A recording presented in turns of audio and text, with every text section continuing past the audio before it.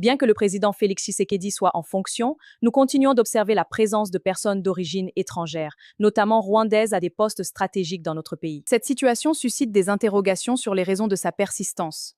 Pourquoi certaines nominations concernent-elles des individus associés à des épisodes de violence passées ou à des actions graves, comme le génocide perpétré par des Rwandais, et ils sont aussi liés à la haute trahison de notre pays? Comment expliquer leur intégration continue au sein de l'armée et des institutions gouvernementales? Dans un pays composé de nombreuses tribus, nous nous interrogeons également sur la représentativité réelle des différentes tribus au sein de l'appareil d'État.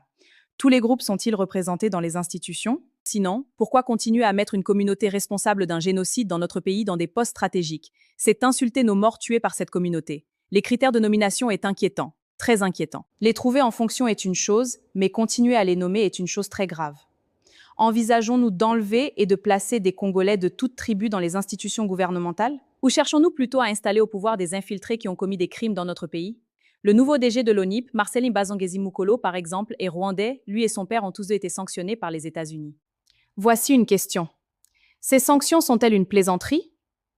Donc, Agence nationale de développement de l'entrepreneuriat congolais, ANADEC, PCA, Rwakabuba Magi. Ce nom ici, Rwakabuba, d'abord, ça doit être un Rwandais. On continue. DG, Kizaba Godefroy. DGA, Chimbombu, pas Chimbombu, Chimbumbu Mathieu. Donc, déjà, les Rwakabuba ici, nous savons qu'ils sont des Rwandais. Je n'ai pas le temps, je n'ai rien à dire là-dessus.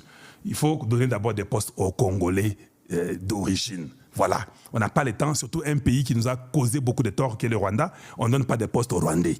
On donne d'abord des postes aux Congolais. C'est comme ça, je m'excuse de terme. Vous avez grandi chez nous, mais comme votre pays nous a fait beaucoup de balles, même toi, on peut d'abord ne pas accepter tes histoires. Ou d'abord, ne pas parce que l'Agence nationale de développement ici, l'entrepreneuriat congolaise, va développer le Rwanda. Nous, on va nous développer nous-mêmes de notre façon. Voilà.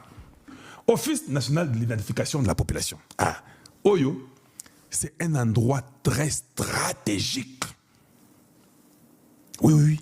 L'ONIP, et ça est quitté. C'est toi qui vas identifier la population. Tu vois, qui devriez-vous mettre à l'endroit là où on identifie la population? Très, très important dans la vie. CNS, vous étiez où?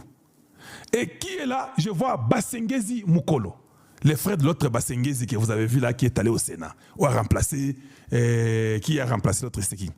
Bati. Les gens connaissent que ce Basengezi a été déjà condamné. Il était conseiller dans Basseni. Comment vous pouvez les prendre pour les mettre à l'ONIP? Un individu qui a été déjà condamné par les Américains.